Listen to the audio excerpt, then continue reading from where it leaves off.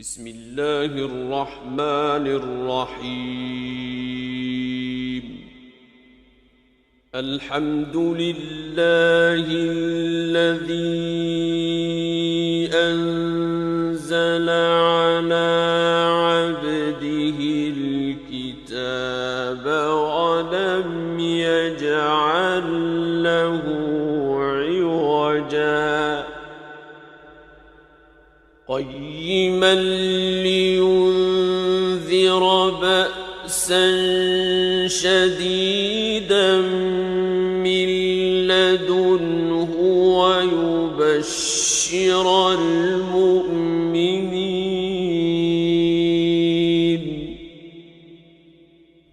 ويبشر المؤمنين الذين يعملون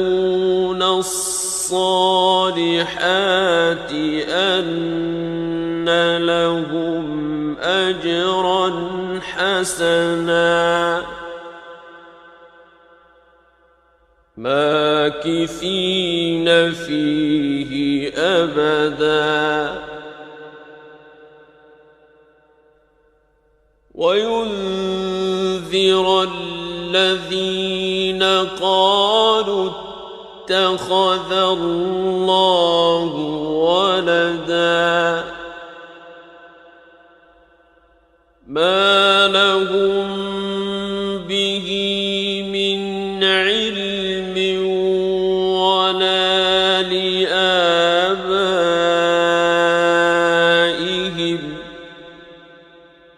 كبرت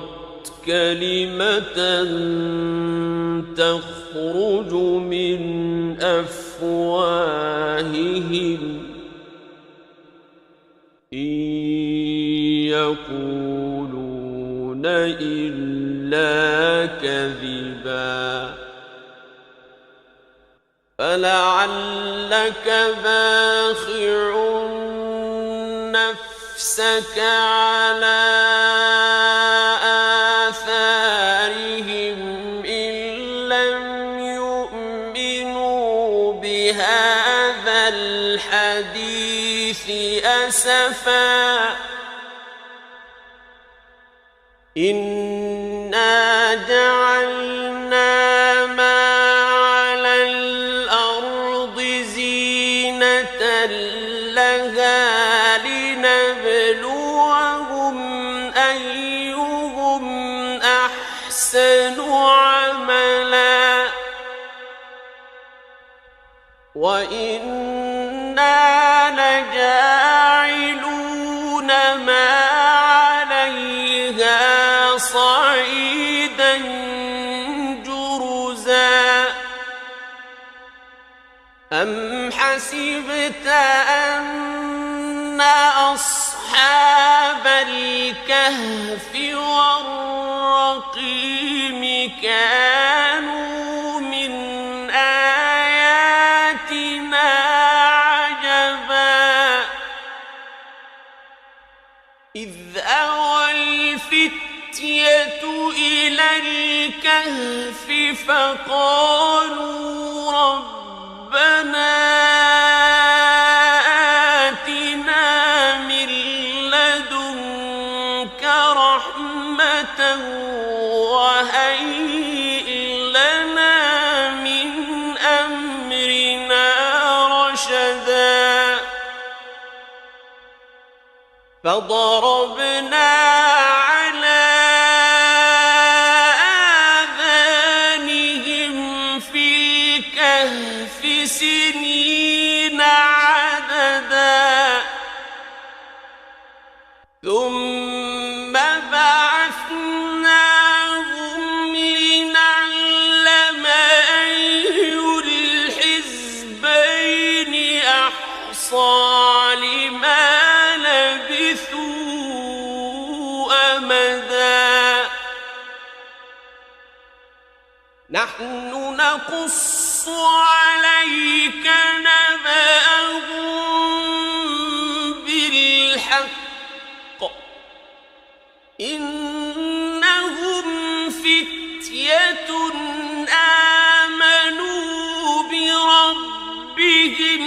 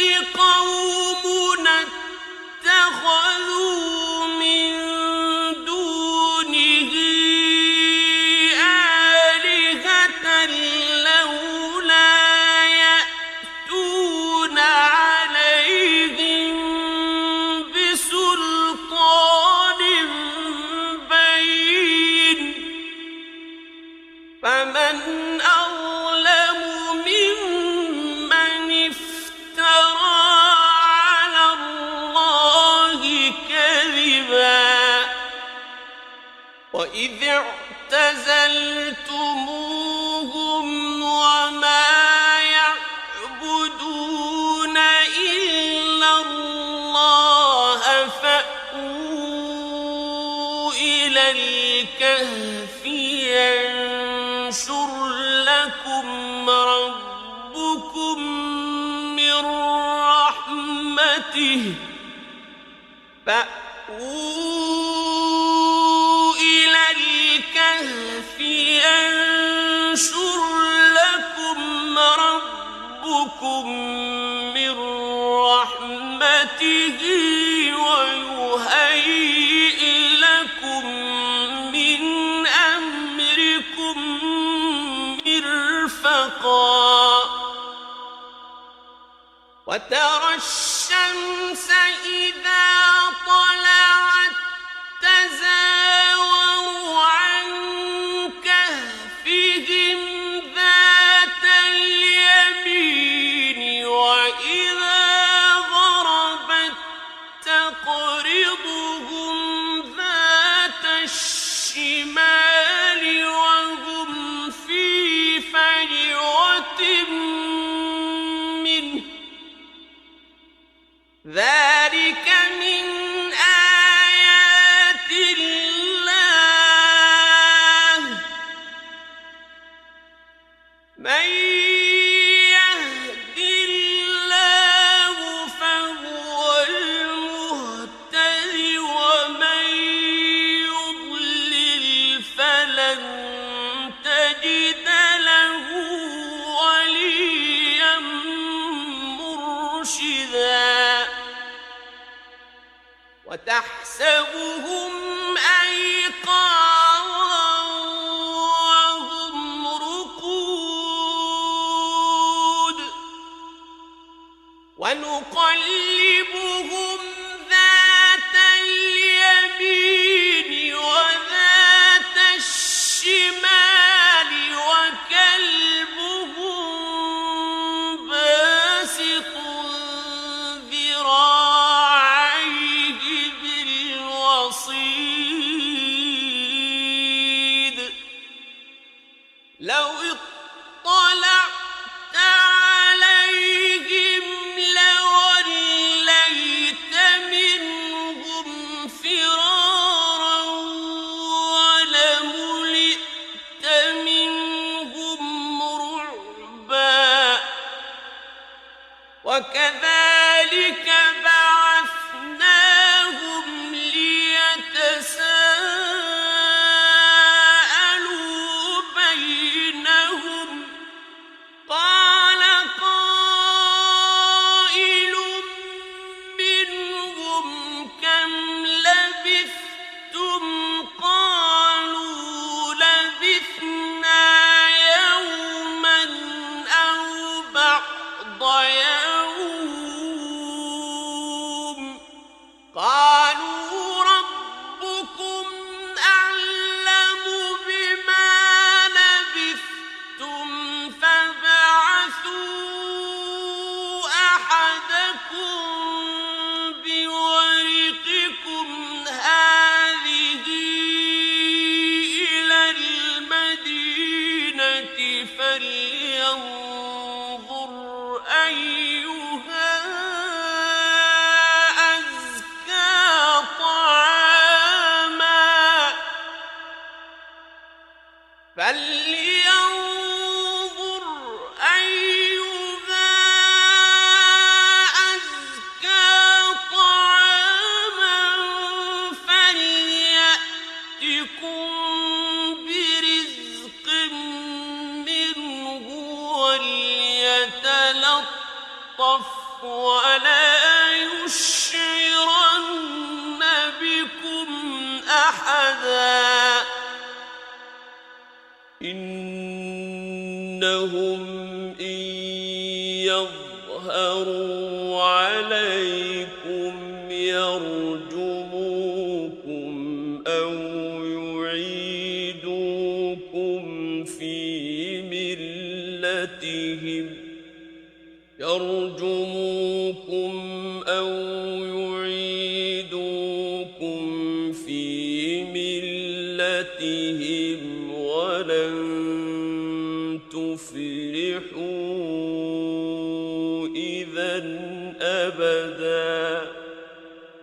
وكذلك أعثرنا عليهم ليعلموا أن وعد الله حق وأن الساعة لا ريب فيها إذ يتنازعون بينهم أمرهم فقالوا ابنوا عليهم بنيانا ربهم أعلم بهم قال الذين غلبوا على أمرهم لنتخذن عليهم مسجدا سيقولون ثلاثة رابعهم كلبهم ويقولون خمسة سادسهم كلبهم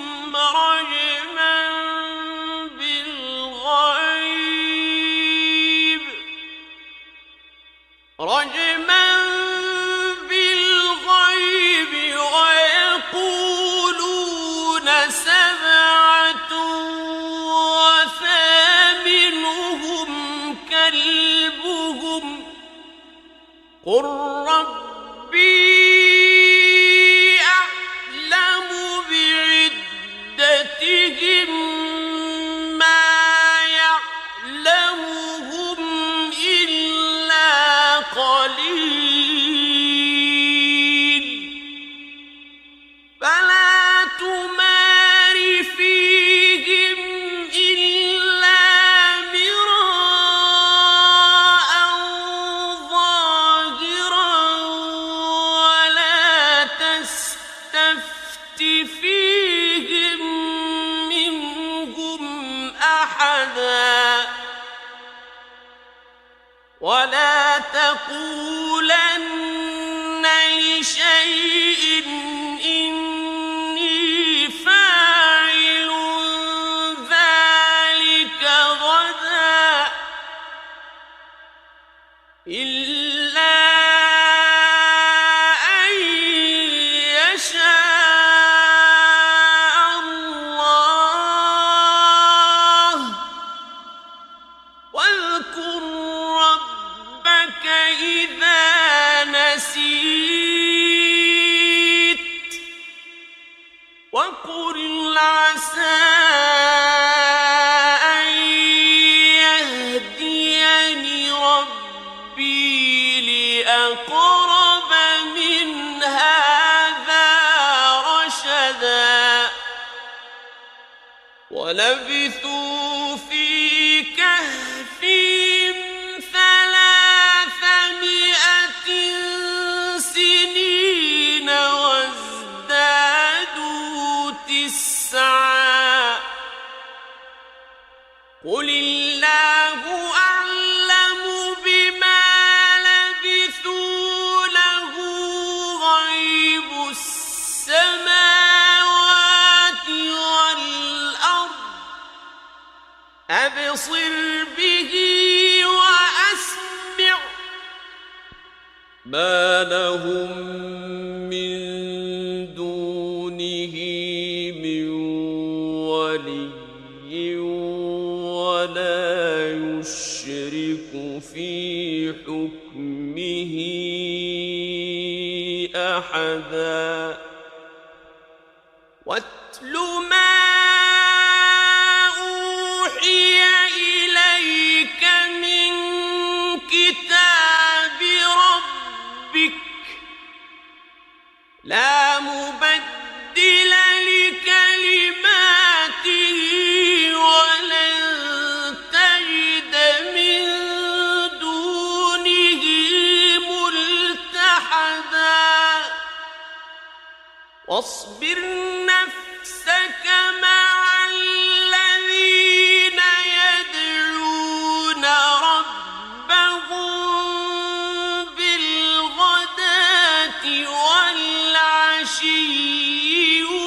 يريدون وجهه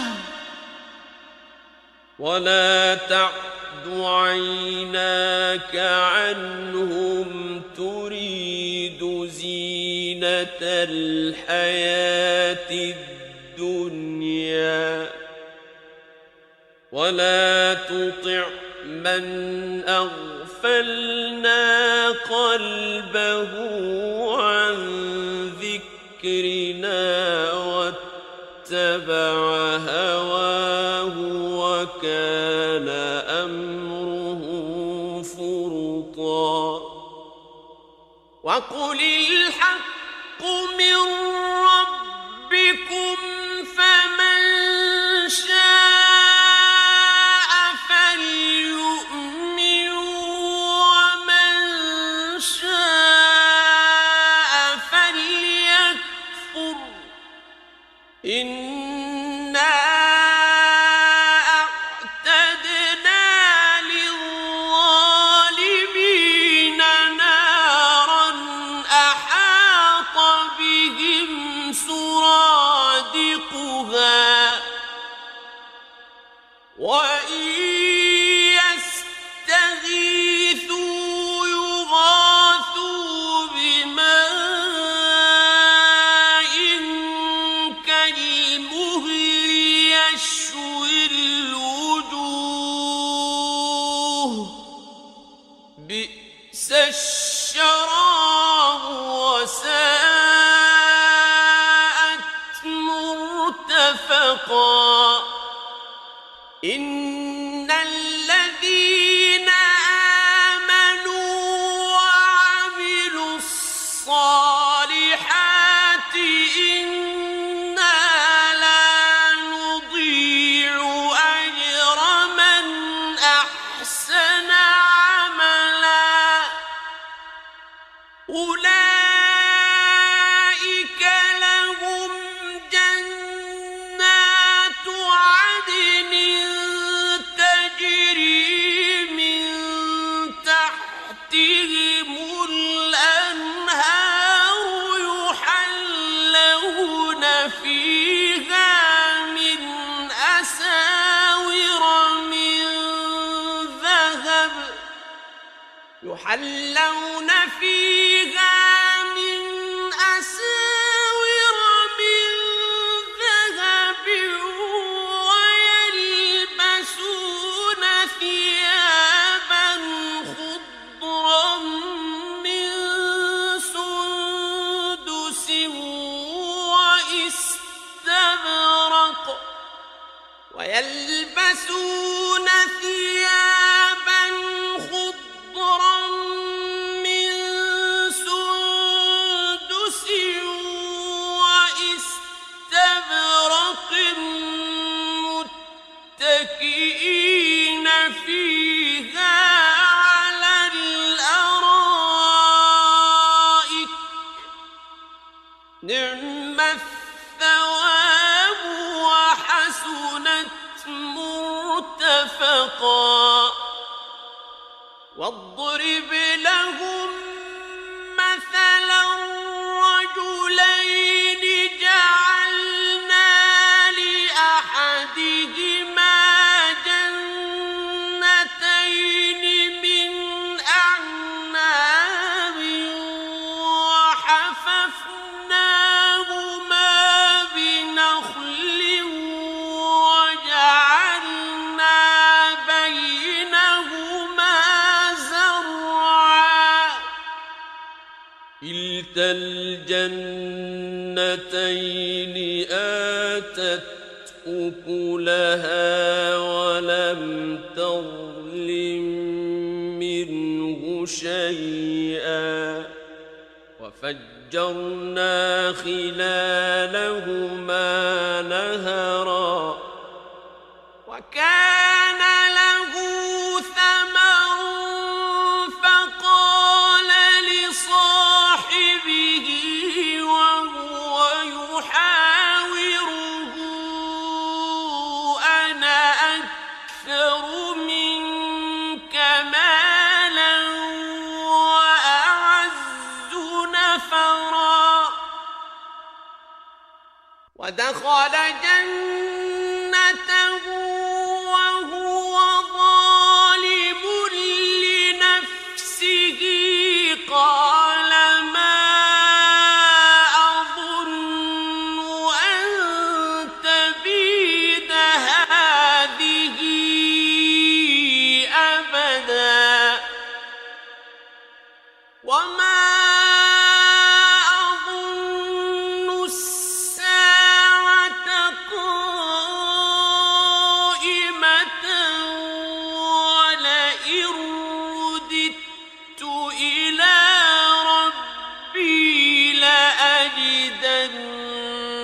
خيرا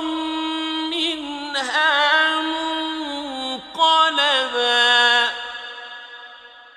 قال له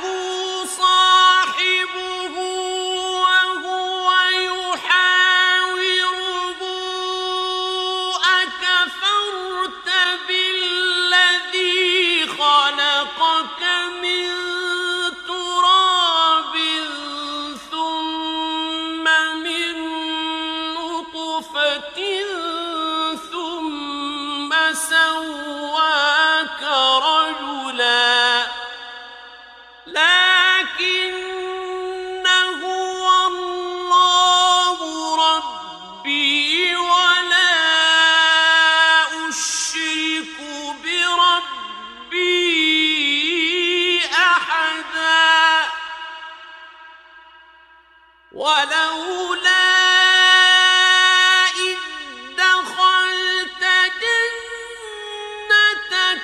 قلت ما شاء الله لا قوة إلا بالله إن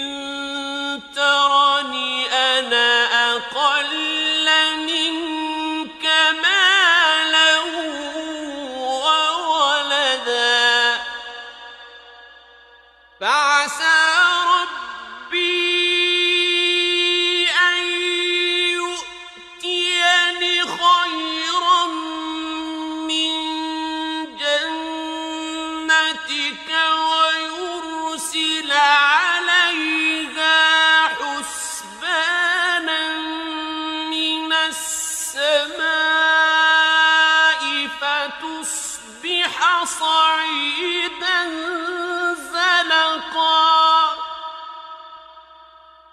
أو يصبح ماؤها غورا فلن تستطيع له طلبا وأحيط بثمره فأصبح يقلب كفيه على ما أنفق فيها وهي خاوية على عروشها فأصبح يقلب كفيه على ما أنفق فيها وهي خاوية على عروشها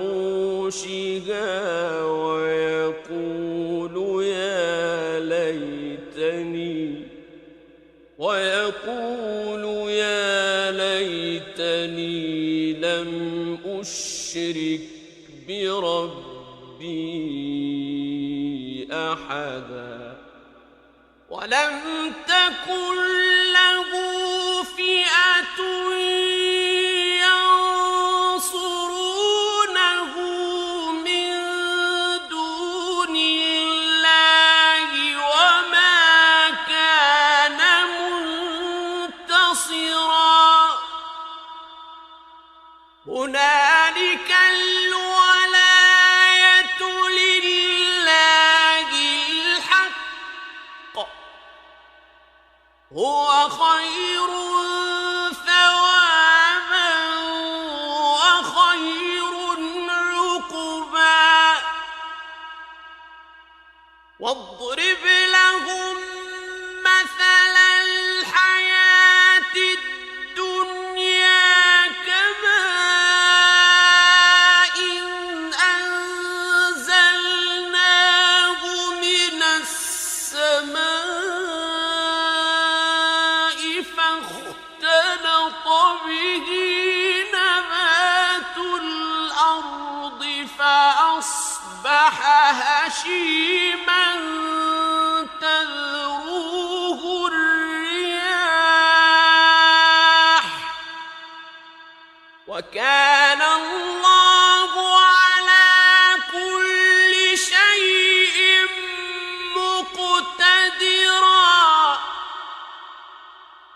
المال والبنون زينة الحياة الدنيا والباقيات الصالحات خير عند ربك والباقيات الصالحات خير عند ربك ثوابا وخير أملا ويوم نسير الجبال وترى الأرض بارزة وحشرناهم فلم نغادر منهم أحدا وعرضوا على ربك صفا لقد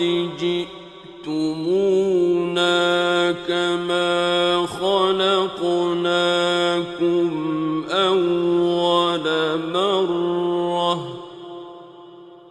بل زعمتم أن لن نجعل لكم موعدا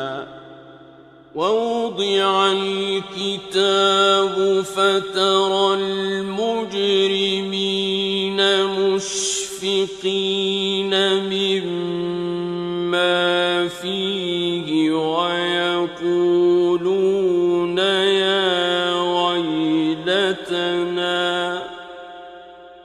ويقولون يا ويلتنا ما لهذا الكتاب لا يغادر صغيرة ولا كبيرة إلا أحصاها ووجدوا ما عملوا حاضرا ولا يظلم ربك أحدا وإذ قلنا للملائكة اسجدوا لآدم فسجدوا إلا إبليس كان من الجن ففسق عن أمر ربه أفتتخذونه وذريته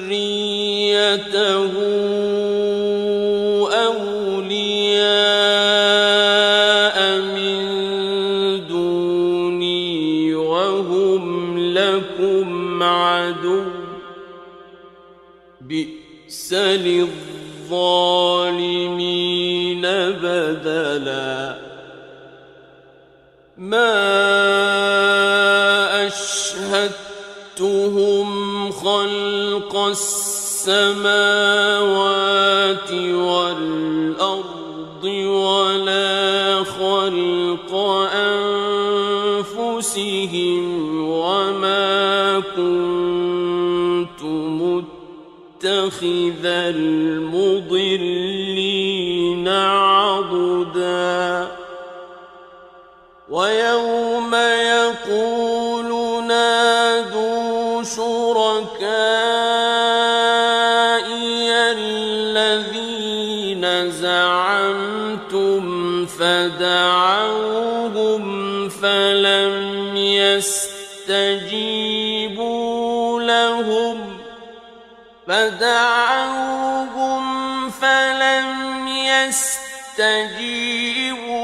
لهم وجعلنا بينهم موبقا ورأى المجرمون النار فظنوا أنهم مواقعوها ولم يجدوا عنها مصرفا ولقد صرفنا في هذا القرآن للناس من كل مثل وكان الإنسان أكثر شيء جدلا وما منع الناس أن يؤمنوا إذ جاءهم الهدى ويستغفروا ربهم إلا أن تأتيهم سنة الأولين إلا أن تأتيهم سنة الأولين أو يأتيهم العذاب قبلا وما نرسل المرسلين إلا مبشرين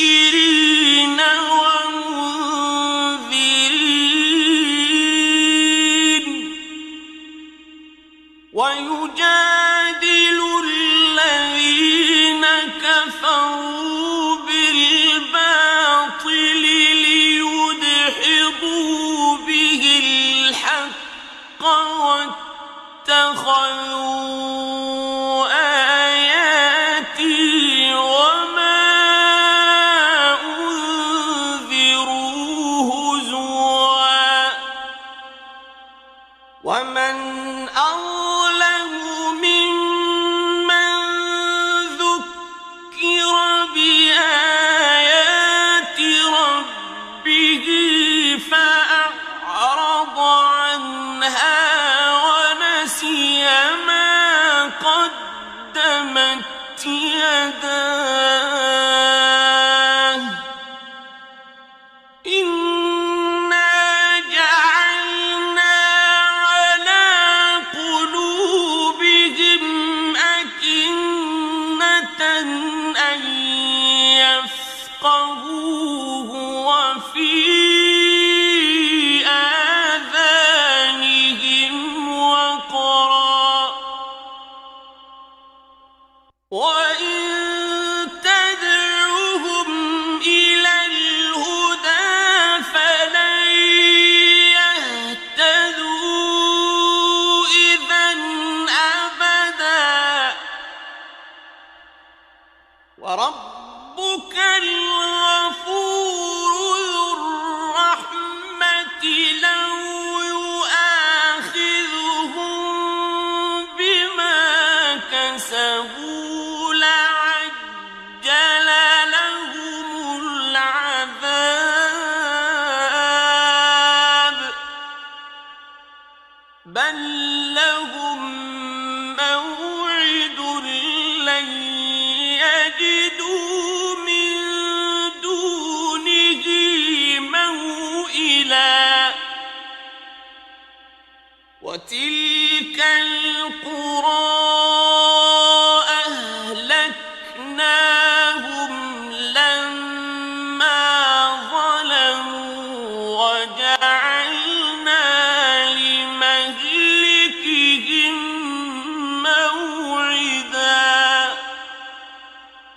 وإذ قال موسى لفتاه لا أبرح حتى أبلغ مجمع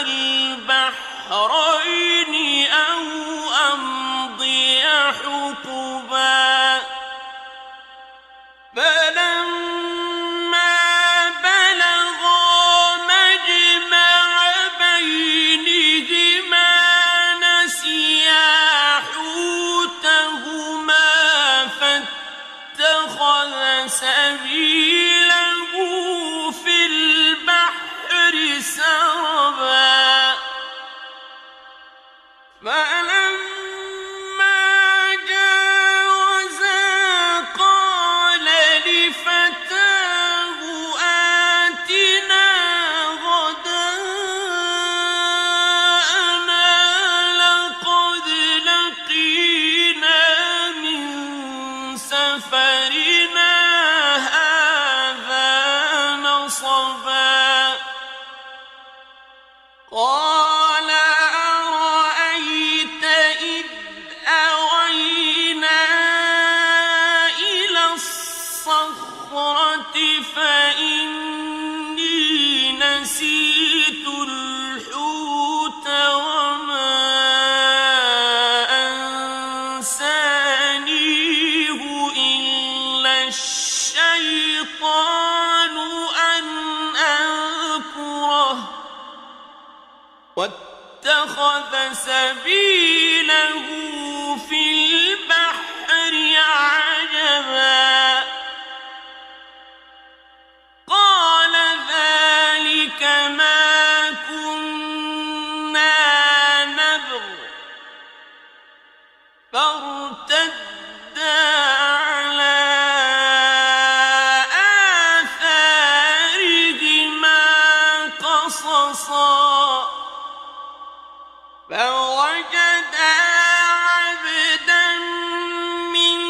عبادنا آتيناه رحمة من عندنا وعلمناه من لدنا علما قال له موسى هل أتبعك على أن تعلمني مما علمت رشدا قال إنك لن تستطيع معي صبرا وكيف تصبر على ما لم تحط به خبرا قال ستجدني إن شاء الله صابرا ولا أعصي لك أمرا قال فإن اتبعتني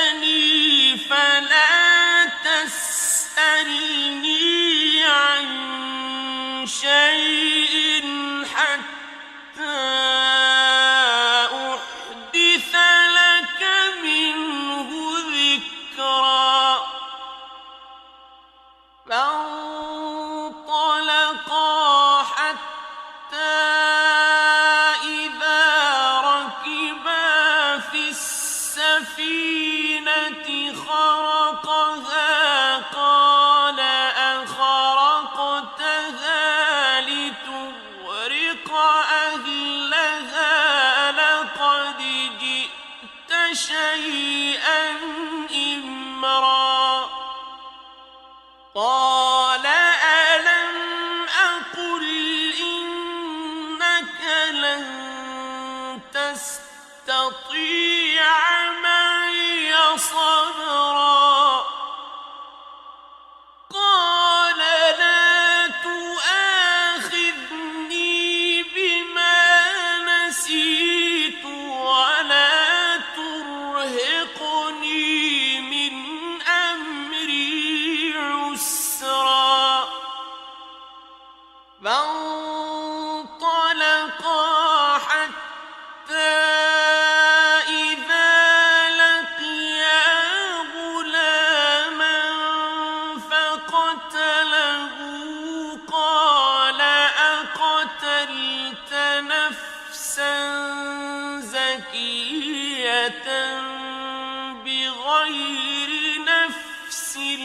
لقد جئت شيئا نكرا قال ألم أقل لك إنك لن تستطيع معي صبرا قال إن سألتك عن شيء بعدها فلا تصاحبني قد بلغت من لدني عذرا فانطلقا حتى إذا أتيا أهل قرية استطعما أهلها فأبوا أن يضيفوهما فوجدا فيها جدارا يريد أن ينقض فأقامه قال لو شئت لاتخذت عليه أجرا قال هذا فراق بيني وبينك سأنبئك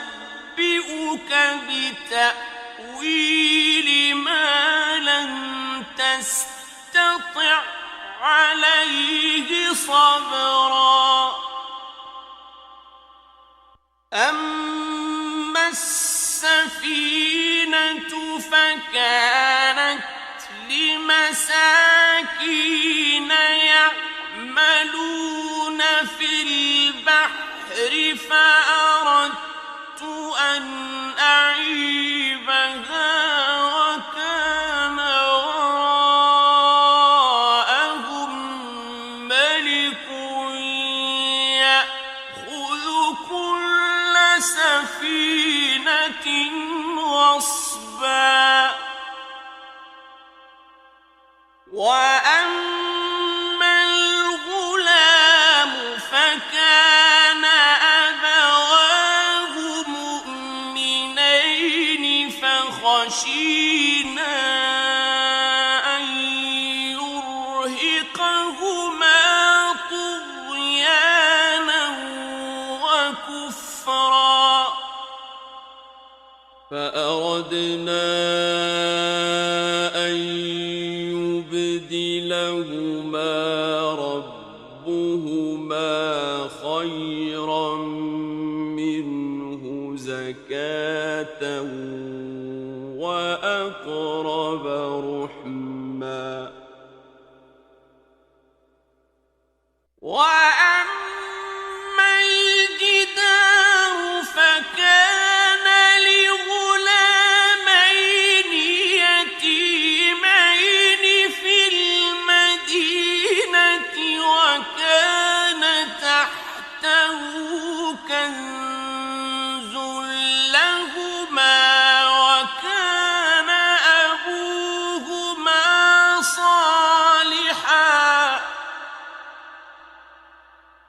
وكان أبوهما صالحا فأراد ربك أن يبلغا أشدهما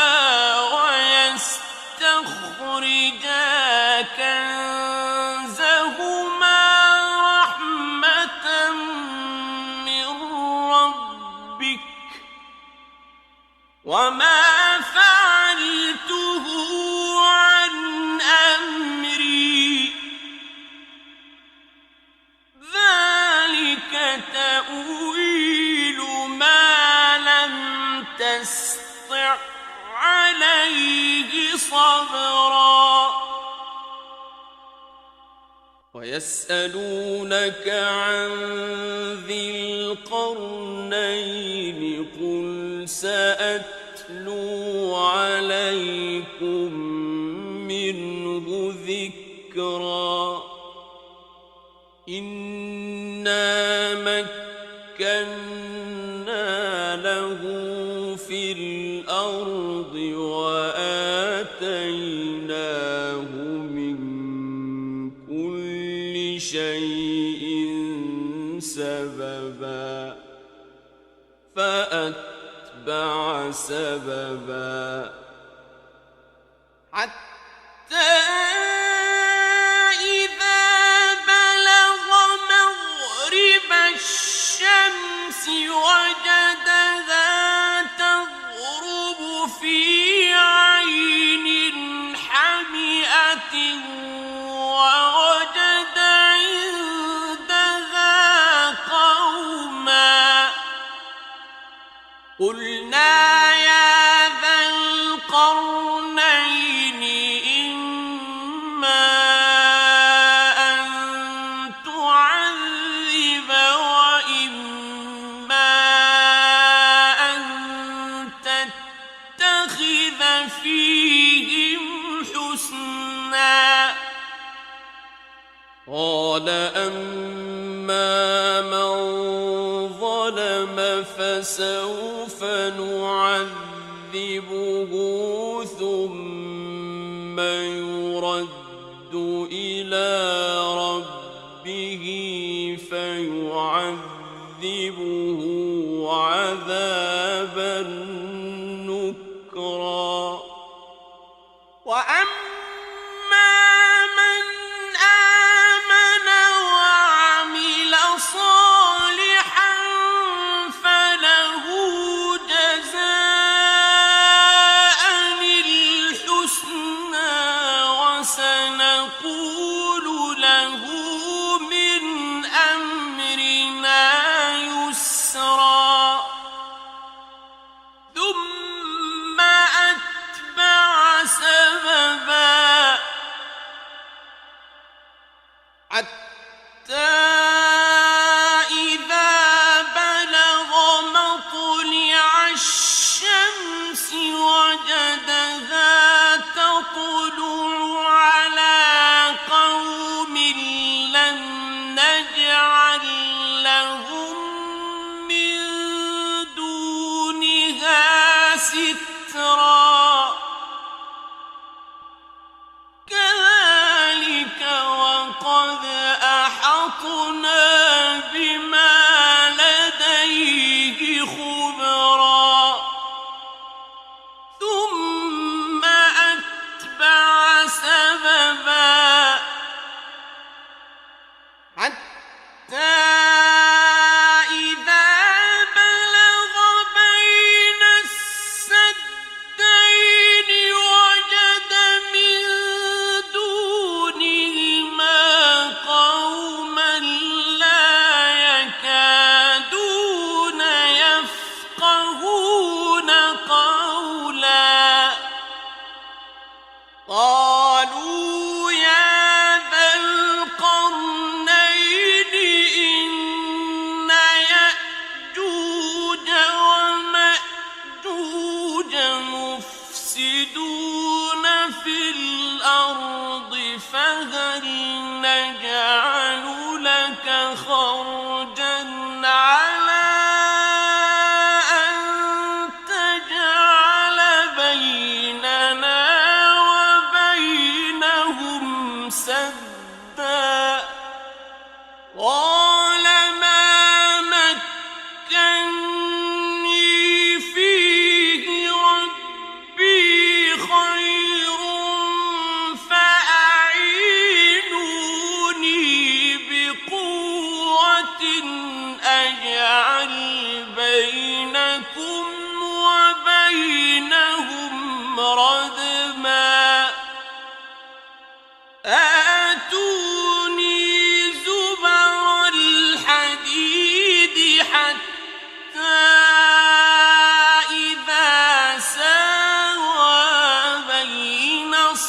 الصدفين قال انفخوا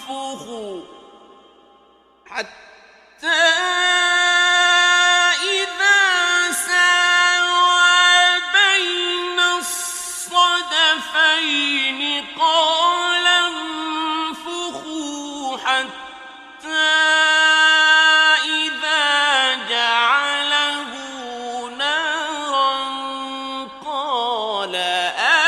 آتوني أفرغ عليه قطرا فما استطاعوا أن يظهروه وما استطاعوا له نقبا قال هذا رحمة من ربي فإذا جاء وعد ربي جعله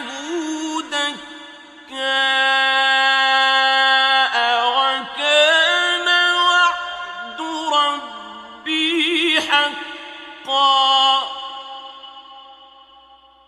وتركنا بعضهم يومئذ يموج في بعض ونفخ في الصور فجمعناهم جمعا وعرضنا جهنم يومئذ للكافرين عرضا الذين كانت أعينهم في غطاء عن ذكري وكانوا لا يستطيعون سمعا أفحسب الذين كفروا أن يتخذوا عبادي من دوني أولياء إنا أعتدنا جهنم للكافرين نزلا قل هل ننبئكم بالأخسرين أعمالا الذين ضل سعيهم في الحياة الدنيا وهم يحسبون أنهم يحسنون صنعا أولئك الذين كفروا بآيات ربهم ولقائه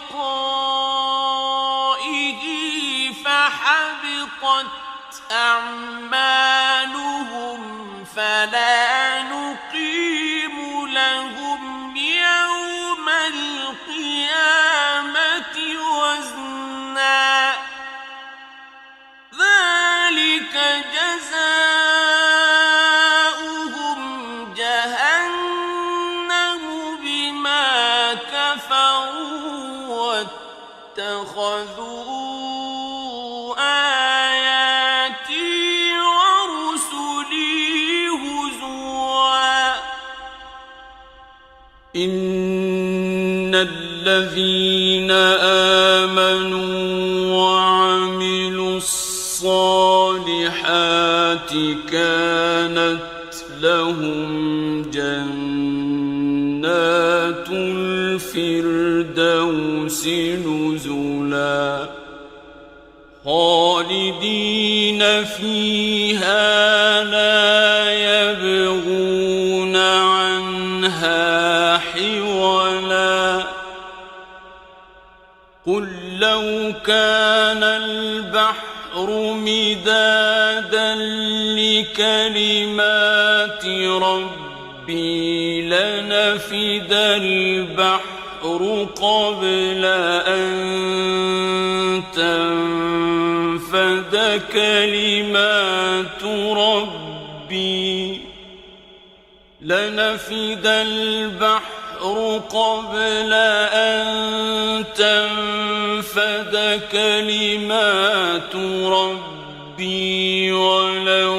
جئنا بمثله مددا قل إنما أنا بشر مثلكم يوحى إلي أنما إلهكم إله واحد فمن كان يرجو لقاء ربه فليعمل عملا صالحا ولا يشرك بعبادة ربه أحدا